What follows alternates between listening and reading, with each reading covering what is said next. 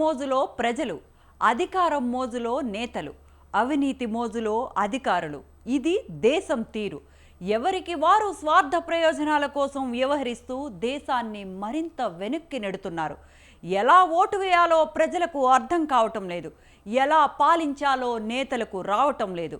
పాలకులు ప్రజల అవివేకాన్ని అధికారులు వాడుకుంటూ మేడలు కట్టుకుంటున్నారు. పాలకులే అధికారులతో పని చేయించలేని నిస్సహాయ స్థితికి వెళితే ఇక ప్రజల మాట అధికారులు వింటారు అనుకోవటం విడ్డూరమే అవుతుంది. మొత్తంగా దేశం గుడ్డెద్దు చేలో పడ్డ చందంగా నడుస్తోంది. ఇవాళ రేపు మన దేశంలో అధికారులతో పని చేయించుకోవాలంటే పెద్ద సాహసమనే చెప్పాలి. ఏకంగా ప్రధానమంత్రి, ముఖ్యమంత్రులను శాసించే స్థాయి అధికారులు ఈ దేశంలో ఉన్నారనటంలో ఎలాంటి సందేహమూ లేదు. అధికారులు ప్రభుత్వంలో భాగమే అయినా వారే ప్రభుత్వాలను వెనుకుండి నడిపిస్తూ, నాయకులను ప్రభావితం చేస్తూ, ప్రజలకు ప్రభుత్వ సేవలను దూరం చేస్తున్నారు. చేష్టలుడిగిన పాలకులు పాలనను ప్రభావితం చేసే అధికారుల తీరుతో ప్రజలు తీవ్ర ఇబ్బందులు పడుతున్నారు.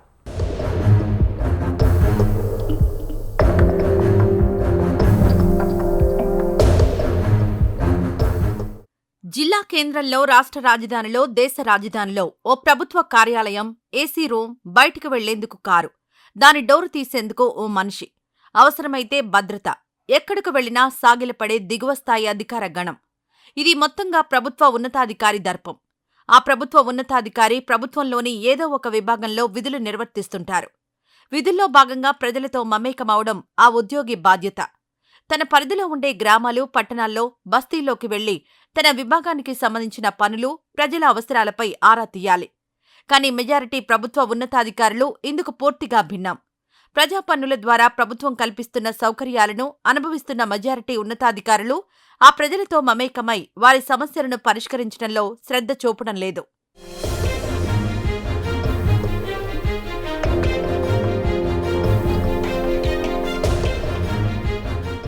దేశంలోని మెజారిటీ ఉన్నతాధికారుల తీరును పరిశీలిస్తే కష్టపడే తత్వం, చదువుకొని ఉద్యోగం సంపాదించే వరకే పరిమితమవుతుంది. ఆ తర్వాత మొత్తం వ్యక్తిగతంగా తనకేం ప్రయోజనం కలుగుతుందన్న ధ్యాసే తప్ప విధుల్లో భాగంగా దేశానికి ఏం చేద్దాం, మెరుగైన పనితీరుతో ఓ మార్పును తీసుకువద్దామన్న ఆలోచనలే లేకుండా పోతున్నాయి. ఉదయమే 10 గంటలకు ఆఫీసుకొచ్చామా, 4 ఫైళ్లు తిరిగేశామా, ఉద్యోగానికి ఎసరు తీసుకురాని 4 సంతకాలు పెట్టామా, మధ్యాహ్నం భోజనం చేశామా, మమ అన్నట్లు పనుల కోసం వచ్చిన వారిని ఓ 4 కలిశామా, వెళ్లిపోయామా, ఇంతే, ఇంకేం లేదు.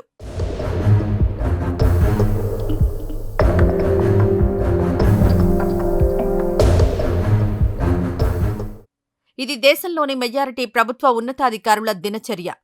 కడుపులో చల్ల కదలకుండా ఏసీ గదుల్లో కూర్చొని ఉద్యోగాన్ని చక్కబట్టేస్తూ పని కానిచేస్తున్నారు. ప్రభుత్వ పాలసీలేంటి, వాటిని ఎలా అమలు చేయాలి, ప్రభుత్వం అందించే వనరులు ప్రజలకు చేరుతున్నాయా, ఎక్కడ ఎలాంటి అవాంతరాలు ఏర్పడుతున్నాయి, అవాంతరాలను తొలగించి ప్రజలకు లబ్ధి చేకూరాలంటే ఏం చేయాలి, ఎలా చేస్తే ప్రజలకు మెరుగైన జీవన ప్రమాణాలు అందించగలమన్న ఆలోచనలు చేయడం లేదు. కనీసం తమ పరిధి మేరకు కార్యకలాపాలు నిర్వహించడానికి కూడా మెజారిటీ ఉన్నతాధికారులు అయిష్టత చూపుతున్నారంటేనే పరిస్థితి ఎలా ఉందో అర్థం చేసుకోవచ్చు.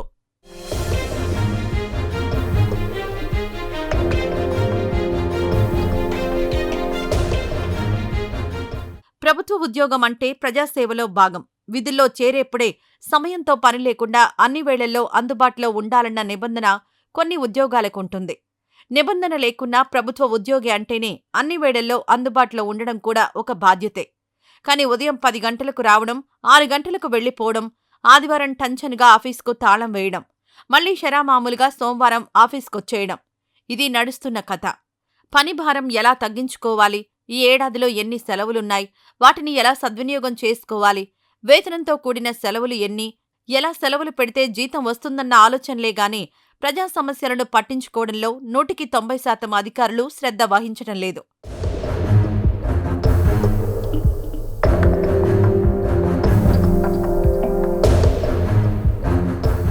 పీఆర్సీలు, డీఏలు వంటి ప్రయోజనాల కోసం ఉద్యమాలు చేసే ప్రభుత్వ ఉద్యోగులను చూశామే కానీ ప్రజలకు పలానా పని చేయలేకపోతున్నాం, ఈ పనులు చేయడానికి ప్రభుత్వం సహకరించడం లేదని ధర్నా చేసే ప్రభుత్వ ఉద్యోగులను మన దేశంలో చూశామా?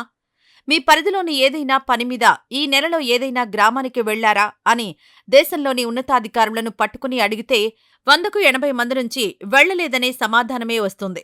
అలా ఉన్నతాధికారులంతా క్షేత్రస్థాయిలోని పరిస్థితిని అర్థం చేసుకోకుండా, ప్రజల అవసరాలను గుర్తించకుండా ఏసీ గదుల నుంచే విధులు నిర్వహిస్తూ, చెమట పట్టకుండా లక్షల జీతం తీసుకుంటూ, పుణ్యకాలం గడిపేస్తూ దేశాన్ని ఎక్కడ ఉందో అక్కడే ఉంచుతున్నారు. గతంలో అధికారులు చాలామంది సరే 10-15% హియర్ అండ్ దేర్ ఉంటారు. 70-80% అధికారులు రాజకీయ నాయకులు ఏదైనా అంశాలు ప్రస్తావించినప్పుడు అందులో ఉండే లోతుపాతులు, లేకపోతే అది చేయడం వల్ల జరిగే నష్టాన్ని, లేకపోతే చట్టవిరుద్ధంగా రేపు ఏ విధంగా సమస్య అవుతుందో వివరించేవాళ్ళు. ఈ రోజుల్లో అది తగ్గిపోయింది. కారణం నాకు పెద్దగా తెలీదు. పొలిటికల్ ఎగ్జిక్యూటివ్ అనే వాళ్ళకు వచ్చిన వాళ్ళను సంతోషపెట్టాలను, లేకపోతే తనకు తాను సంతోషపడాలను కొన్ని ఆదేశాలు ఇస్తుంటాడు. వాటిని విశ్లేషించాల్సిన బాధ్యత అధికారులదని నేను బలంగా నమ్ముతున్నా. ఆ అధికారులు ఏ ఫైల్ వచ్చినా ఫైల్ నోట్ ప్రిపేర్ చేయడమే కాకుండా మాకు వివరించాలి. కానీ ఇవాళ రేపు అదేం లేదు. మేము ఒక తప్పు చేయమంటే ఒకటెందుకు సార్ 3 చేద్దాం, ఒకేసారి బాగుంటుంది, బలంగా ఉంటుంది, మళ్ళీ ఎందుకు, మళ్ళీ రేపు కొత్తగా 3 చేయొచ్చు అన్నట్టుగా నేను అధికారులను చూస్తున్నా. ఇది సమాజానికి మంచిది కాదు. అధికారుల ఆలోచనలో, విధానంలో మార్పు రావాలి. నిబద్ధత కలిగిన అధికారికి తప్పకుండా గుర్తింపు ఉంటుంది. రాగానే పోస్టింగ్ రాకపోవచ్చు, కానీ రాష్ట్రానికో ప్రజలకో ఏమన్నా చేయాలి అని నాయకుడు అనుకున్నప్పుడు ఖచ్చితంగా నిబద్ధత అధికారి ఎక్కడున్నాడో ఎతికి మరీ పోస్టింగ్ ఇస్తాం. పని చేయాలని చెప్పడం కూడా కొందరు ఉన్నతాధికారుల దృష్టిలో నేరమే అవుతుంది. అసలు పాలకుల చేతిలో అధికారం కాకుండా తమ చేతుల్లోనే ఉండాలని కోరుకునే ఉన్నతాధికారులు కూడా చాలామంది ఉన్నారు. ఇలా ఎవరి స్థాయిలో వారు ఏసీ గదులకు పరిమితమవుతూ ప్రజలను క్యూలైన్లలో, ఎండల్లో, రోడ్ల మీద పడిగాపులు కాసేలా చేస్తున్నారు.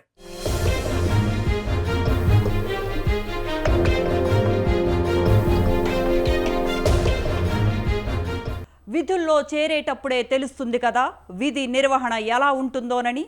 మళ్ళీ చేరిన తర్వాత ఈ పని చేయను, ఆ పని చేత కాదంటే ప్రైవేట్ సెక్టార్లో అయితే ఏం చేస్తారు? ఎంపిక చేసిన విధుల నుంచి తప్పిస్తారు. కానీ ప్రభుత్వంలో మాత్రం అలా జరగటం లేదు. విధులు నిర్వహించని ఉన్నతాధికారులను పాలకులు సైతం ఏం చేయలేని పరిస్థితులు వచ్చేశాయి. ఈ వ్యవహారంలో ఉన్నతాధికారుల ప్రయోజనాలు ఉన్నతాధికారులకు ఉంటే, పాలకుల అవసరాలు పాలకులకు ఉన్నాయి. వెరసి ప్రజలు తీవ్ర ఇబ్బందులు పడుతున్నారు.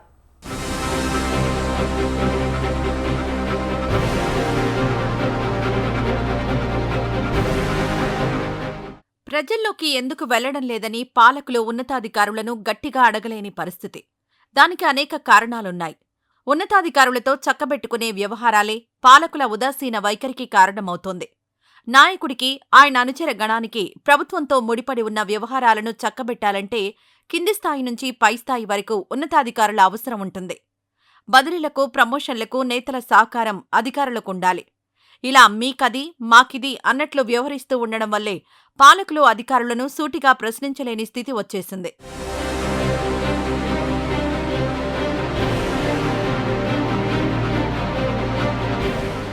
ఎవరైనా ఉన్నతాధికారి విధి నిర్వహణలో కఠినంగా ఉన్నారంటే అంతే సంగతులు. ఆయన్ను నయానో భయానో తమ జోలికి రాకుండా ఉండేలా చూసుకునేందుకే చాలామంది కింది స్థాయి ఉద్యోగులు ప్రయత్నిస్తుంటారు. అవసరమైతే తమకు తెలిసిన ప్రజాప్రతినిధి చేత ప్రభావితం చేసి చేసే పనిని అడ్డుకుంటారు. ఇంకా మాట వినకపోతే ఆ పై స్థాయిలో ప్రయత్నాలు చేసి స్థానచలనం చేయించి ఆ తర్వాత సంబురాలు చేసుకుంటారు. వారు చెయ్యరు, చేసేవారిని చెయ్యనివ్వరు.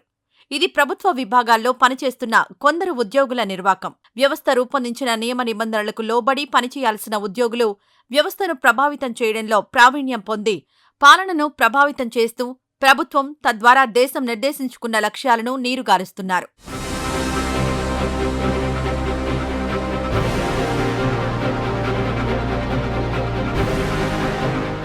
ఇక అవినీతి అధికారుల సంగతైతే చెప్పాల్సిన పనిలేదు. అవినీతి నిరోధక శాఖలోనే అవినీతి అధికారులు అడ్డంగా దొరికిన రోజులను కూడా చూశామంటే అతిశయోక్తి కాదు.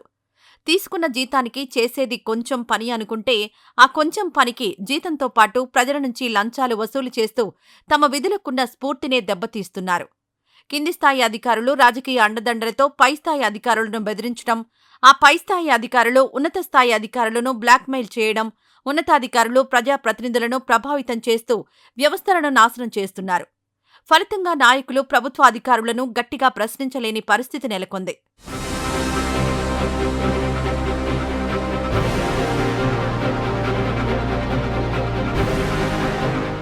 కలెక్టర్ గాని, ఆ స్థాయి మరే ఇతర ఉన్నతాధికారి గాని ఓ గ్రామంలో లేకపోతే ఏదో ఓ మారుమూల ప్రభుత్వ కార్యాలయాన్నో సందర్శిస్తే ఈ రోజుల్లో అదో పెద్ద వార్త అవుతుంది. జిల్లా ఎడిషన్లో అదే ప్రధాన వార్తగా నిలుస్తున్న రోజులు చూస్తున్నామంటేనే అధికారుల పనితీరును అర్థం చేసుకోవచ్చు. నిజానికి ఉన్నతాధికారులు ఎవరైనా నెలలో కొన్ని రోజులను ఎంపిక చేసుకుని క్షేత్రస్థాయి పర్యటించి ప్రజల సమస్యలను నేరుగా తెలుసుకుని వాటి పరిష్కారానికి ప్రయత్నించాలి. ఆకస్మిక పర్యటనల ద్వారా ప్రజల సమస్యలను మరింత స్పష్టంగా అర్థం చేసుకునే అవకాశం ఉంటుంది. కానీ ఉన్నతాధికారులు ఒక్క రోజులో ఒక్క పూట కూడా సౌకర్యాలు లేకుండా ఉండలేకపోతున్నారు. ప్రధాన కార్యాలయాన్ని వీడి బయటకు వచ్చేందుకు కూడా సుముఖత వ్యక్తం చేయడం లేదు.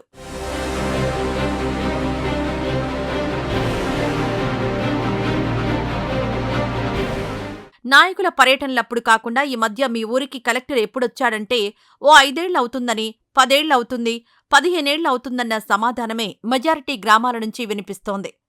దేశంలోని కొన్ని గ్రామాలకు కలెక్టర్లు, ఎస్పీలు, ఎంఆర్ఓలు పర్యటించి కనీసం 10 నుంచి 15 ఏళ్లు దాటిపోయిందంటే నమ్ముతారా? నమ్మి తీరాలి.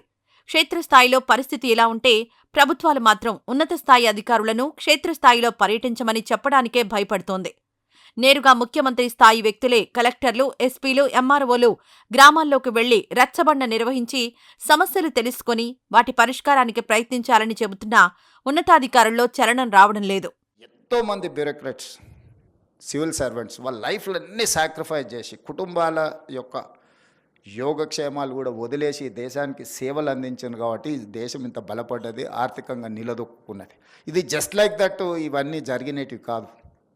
కానీ వాళ్ళు వస్తున్న వాళ్ళు పొలిటీషియన్స్ని అనే కాదు, సమాజంలో ఉండే రాంగ్ ప్రెసిడెంట్స్ని అన్నిటిని కూడా రోల్ మోడల్గా తీసుకుంటున్నట్టు అనిపిస్తుంది. ఈ మధ్యకాలంలో కొత్తగా సెలెక్ట్ అయిన ఐఏఎస్, ఐపీఎస్లు నేను చూస్తున్నాను. ట్రైనింగ్లోనే ఉన్నప్పుడు పోలీస్ స్టేషన్లకి వెళ్ళి డ్రెస్ వేసుకొని కూర్చొని సివిల్ పంచాయతీలు తెంచడానికి ప్రయత్నం చేస్తాను. ఈరోజు పదే పదే నేను ఇన్స్ట్రక్షన్ ఇస్తున్నా. I told my chief secretary to record there service book, field మీద పొమ్మని. అసలు ఏసీ రూముల్లో నుంచి బయటకు వెళ్ళడానికి హెసిటేట్ చేస్తున్నారు ఆఫీసర్లు. మరి నాకు తెలియదు, మరి ఏసీ అనేది ఏమన్నా జబ్బేమో. ప్రభుత్వాలు ఎన్ని చెప్పినా ఏదో కుంటి సాకులు చెప్పి ఫీల్డ్ విజిట్ను గాలికొదిలేస్తున్నారు అధికారులు. పనుల కోసం ఎప్పుడూ ప్రజలే ఆఫీసుల చుట్టూ తిరగాలా, ప్రజలను కలుసుకునేందుకు అధికారులెప్పుడూ రాలేరా అన్న అనుమానాలు కలుగుతున్నాయి. ఎవరైనా నిజాయితీ గల అధికారి గ్రామంలోకొచ్చి ఓ కార్యక్రమం నిర్వహించి తమ సమస్యలను తెలుసుకుంటే అదో పెద్ద వింతగా ప్రజలు చూస్తున్నారంటే ప్రజలకు అధికారులపై ఎలాంటి అభిప్రాయం ఉందో అర్థం చేసుకోవచ్చు. ప్రజల సమస్యలు తీర్చడం అటుంచితే కనీసం ఉన్నతాధికారుల దృష్టికి తమ సమస్యలు వెళ్లాయని తెలిస్తేనే సగం పని అయిపోయిందని ప్రజలు ఆనందిస్తారు. కాని ప్రజలకు ఆ మహాభాగ్యం కలిగే రోజులు ఇప్పట్లో వచ్చేలా కనిపించడం లేదు.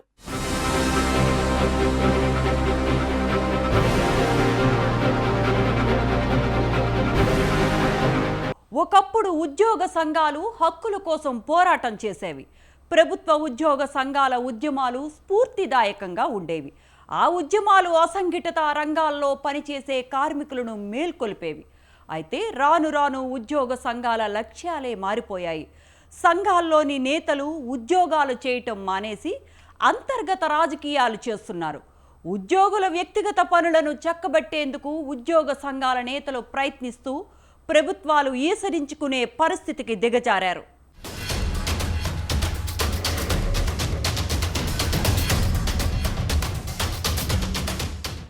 జీతాల పెంపు, పీఆర్సీ, డీఏల కోసం ఉద్యోగులు ప్రభుత్వానికి నివేదించుకునే సమయం ప్రభుత్వ ఉద్యోగ సంఘాల ప్రస్తావనను మనం వింటుంటాం. అయితే ఈ ఉద్యోగ సంఘాలు జీతాల పెంపు, డీఏలను రాబట్టుకోవడం వంటి హక్కుల కోసం మాత్రమే ప్రభుత్వంతో చర్చలు జరపడం, వినతులు సమర్పించడం చేస్తున్నాయనుకుంటే పొరపాటే. తెరవెనుక ఉద్యోగ సంఘాలు చేస్తున్న అనేక పనులు ఆయా విభాగాల్లో పనిచేస్తున్న ఉద్యోగుల పనిని ప్రభావితం చేస్తూ ప్రజలను ప్రత్యక్షంగా, పరోక్షంగా ఇబ్బందులు పెడుతున్నాయి. ప్రభుత్వం మారిందంటే ఇది మా వల్లేనంటూ దాన్ని తమ ఖాతాలో వేసుకోవడంలో ఉద్యోగ సంఘాలు ముందుంటాయి. ప్రభుత్వ ఉద్యోగుల సమస్యలు పరిష్కరించలేదు కాబట్టే ఆ పార్టీ అధికారం కోల్పోయిందని చాలామంది ఉద్యోగ సంఘాల నేతలు ఇప్పటికీ అంటుంటారు. అంటే ప్రభుత్వ ఉద్యోగులు ఉద్యోగ సంఘాల ద్వారా ప్రభుత్వాన్ని ప్రభావితం చేస్తున్నారనేగా దానర్థం. జీతభత్యాల సమస్యలు, పని ప్రదేశాల్లో చిన్న చిన్న వెసులుబాట్ల కోసం ఉద్యోగులు ప్రభుత్వాలను మార్చేస్తున్నారా? అన్నది ప్రజల నుంచి వస్తున్న సూటి ప్రశ్న. ప్రభుత్వ ఉద్యోగం చేస్తూ ప్రభుత్వం కోసం పనిచేయాల్సిన ఉద్యోగులు తమ దాకా వస్తే ప్రభుత్వాన్నే మార్చేస్తామని పరోక్ష హెచ్చరికలు చేయడం ఏ కార్మిక చట్టం కల్పించిన హక్కో వారే చెప్పాలి.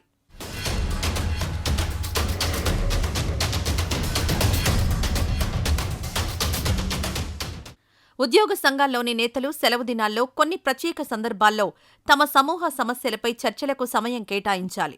మరీ ముఖ్యమైనదైతే తమ శాఖల్లోని సంబంధిత ఉన్నతాధికారులకు సమాచారమిచ్చిన తర్వాత చర్చించాల్సి ఉంటుంది. అయితే ఉద్యోగ సంఘాల నేతలు కొందరు అసలు పనిచేయడం తమ పని కాదన్నట్లు వ్యవహరిస్తారు. తమ సంఘ కార్యాలయానికే నిత్యం వెళుతూ టంచన్గా 1వ తారీఖున జీతం తీసుకుంటున్నారు. ప్రభుత్వం జీతం ఇస్తున్నది నిర్దేశించబడిన విభాగంలో పనిచేసేందుకైతే సంఘాల నాయకులు రోజూ తమ సంఘానికి సంబంధించిన పనులు చక్కబెట్టుకుంటూ నెలలో ఒక్కటంటే ఒక్కరోజు కూడా విధులకు హాజరు కావడం లేదు. ఇక బదిలీల సమయంలో ఉద్యోగ సంఘాల నేతల హడావుడి మామూలుగా ఉండదు. పనితీరును బట్టి ఎవరిని ఎక్కడకు పంపించాలన్న నిర్ణయం సంబంధిత విభాగంలోని ఉన్నతాధికారికి ఉంటుంది. అయితే ఆ ఉన్నతాధికారిని తన విధులను సక్రమంగా నిర్వహించనివ్వకుండా ఈ ఉద్యోగ సంఘాల నేతలు అడ్డుపడతారు. ఫలానా వ్యక్తి మనకు బాగా కావలసిన వాడని, ఈ వ్యక్తికి ఇక్కడ పోస్టింగ్ ఇస్తే సరిపోతుందని, ఆ వ్యక్తి తమకు నచ్చడు కాబట్టి దూరంగా విసిరేయాలని సూచిస్తుంటారు. అవసరమైతే మనకు తెలిసిన ప్రజాప్రతినిధులతో సిఫారసు చేయించుకుని బదిలీలో తమ ముద్ర వేస్తారు.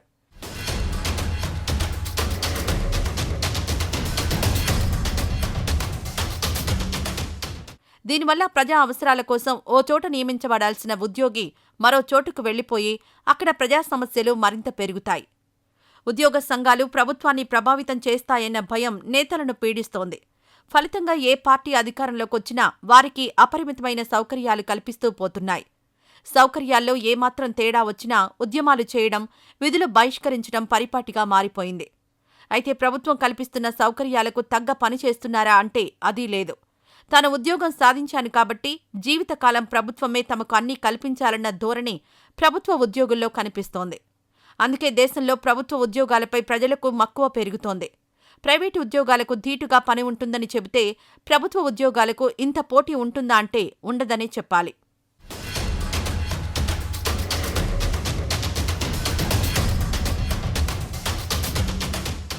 ఉద్యోగాలే లేకపోతే సంఘాలెక్కడివి? ఉద్యోగులే లేకపోతే సమస్యలెక్కడివి? ప్రజల సమస్యలను పరిష్కరించే ప్రభుత్వ ఉద్యోగాల్లో చేరిన వారు ఉద్యోగ సంఘాలు పెట్టి దాంట్లో నాయకులుగా చెలామణి అవుతూ ఏ పనికోసమైతే వారున్నారో అది చేయడం లేదు. హక్కుల కోసం పోరాటం చేయడంలో తప్పులేదు, కానీ ఆ పోరాటం చేసే హక్కు కల్పించిన ఉద్యోగం చేయకపోవడం అతిపెద్ద తప్పే అవుతుంది. దానివల్ల ప్రజలు ఇబ్బందులు పడడం మరో తప్పు అవుతుంది. ప్రజల ఇబ్బందుల వల్ల పాలన ప్రభావితం అవడం క్షమించరాని తప్పు అవుతుంది.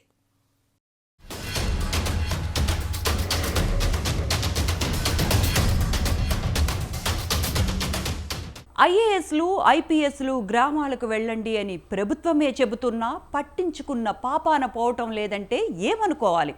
ప్రజల తరపున శాసించాల్సిన ప్రభుత్వం కఠినంగా ఉండాల్సిన ప్రభుత్వ ఉద్యోగులకు తమ విధులు నిర్వహించమని శృతిమెత్తగా చెప్పటాన్ని ఎలా చూడాలి? పన్నులు కడుతున్న ప్రజల కోసం ఉద్యోగులు పనిచేయకపోవటాన్ని ఎలా పరిగణించాలి? ఉద్యోగులతో పని చేయించమని ఓట్లేసి మరీ అధికారం ఇస్తే వాళ్లను బుజ్జగిస్తున్న నాయకులను ఏం చేయాలి? ఇవే ఇప్పుడు ప్రజలను వెంటాడుతున్న ప్రశ్నలు.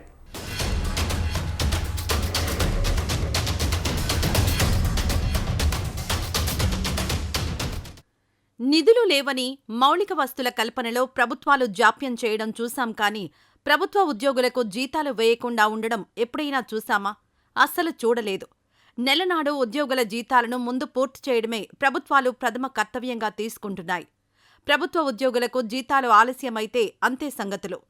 పరోక్షంగా ఆ ప్రభుత్వం ఉద్యోగుల నుంచే విమర్శలు ఎదుర్కొంటుంది. ఆ సందర్భంలో నిద్రలేచే ఉద్యోగ సంఘాల నాయకుల హడావుడి గురించి చెప్పాల్సిన పనిలేదు.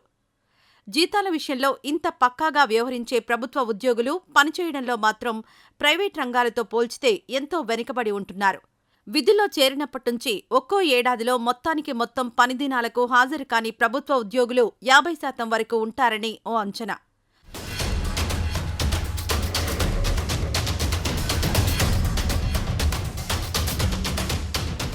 అందుకే గతంలో విధుల పట్ల నిర్లక్ష్యం వహించిన ఉద్యోగులను శాశ్వతంగా ఇంటికి పంపిస్తామని కేంద్ర ప్రభుత్వం ప్రకటించింది. ఎంత అసంతృప్తి ఉన్నా ప్రజల అవసరాల దృష్ట్యా కొన్ని విభాగాల్లోని ప్రభుత్వ ఉద్యోగులపై చర్యలు తీసుకోవడానికి ప్రభుత్వాలు వెనుకాడుతున్నాయి. ఉద్యోగులు సంఘాల పేరుతో జట్లు కట్టి హక్కుల పేరుతో సౌకర్యాల కోసం ప్రభుత్వాన్ని బెదిరిస్తూ ఉద్యమాల పేరుతో ప్రజలను ఇబ్బంది పెడుతున్నారన్న మాట వాస్తవం. ఈ విషయాన్ని గతంలోనే కొందరు పాలకులు గుర్తించారు. సంఘాలను రద్దు చేసి ప్రజలను ఇబ్బందులు పెడితే కఠినంగా ఉంటామని హెచ్చరికలు జారీ చేశారు. సంఘాలు రద్దు చేసినా కొందరు ప్రభుత్వ ఉద్యోగులకు బుద్ధి రాలేదనే చెప్పాలి. ప్రభుత్వం మారగానే షరా మామూలే అన్నట్లు వ్యవహరిస్తూ మళ్లీ తమ ఉనికిని చాటుకుంటున్నారు. కొత్తగా వచ్చిన ప్రభుత్వం సైతం ఉద్యోగులపై పని విషయంలో ఒత్తిడి తేవాలా వద్దా అన్న సందిగ్ధంలో ఉన్నట్లు కనిపిస్తోంది.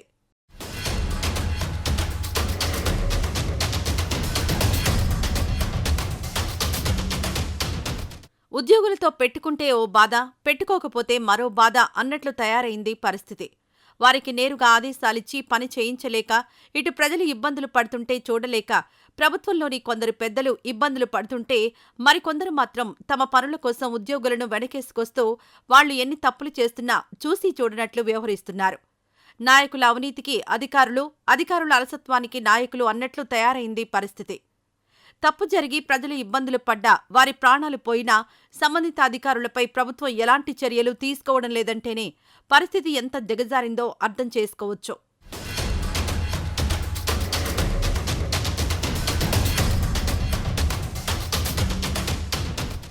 నిన్న ఢిల్లీ రైల్వే స్టేషన్లో తొక్కిసలాట ఘటనలో గానీ, మొన్న తిరుపతిలో తొక్కిసలాట ఘటనలో గానీ, అంతకుముందు పలు రైలు ప్రమాదాలు జరిగినప్పుడు గానీ, పేపర్ లీకేజీలు జరిగినప్పుడు గానీ వెంటనే సంబంధిత అధికారులపై ప్రభుత్వం చర్యలు తీసుకోలేదంటేనే ప్రభుత్వాన్ని, ప్రభుత్వంలోని పెద్దలను, ఉద్యోగులు, ఉద్యోగ సంఘాలు ఎంతలా ప్రభావితం చేస్తున్నాయో అర్థమవుతోంది. ఇప్పటికైనా పాలకులు ముందు తమ అవినీతిని వీడి అధికారులతో సక్రమంగా పనులు చేయిస్తూ ప్రజలకు అవసరమైన పాలసీల రూపకల్పనలో ఉద్యోగుల సేవలను వినియోగించుకుంటే పాలన ఏ ఇబ్బందులు లేకుండా సజావుగా సాగుతుంది. అలా కాదని మీకిది మాకదన్నట్లు తమ అవినీతిలో అధికారులను భాగస్వామ్యం చేసినన్ని రోజులు పాలకులు సరైన పాలన చేయలేరు, అధికారులు సక్రమంగా పనిచేయరు.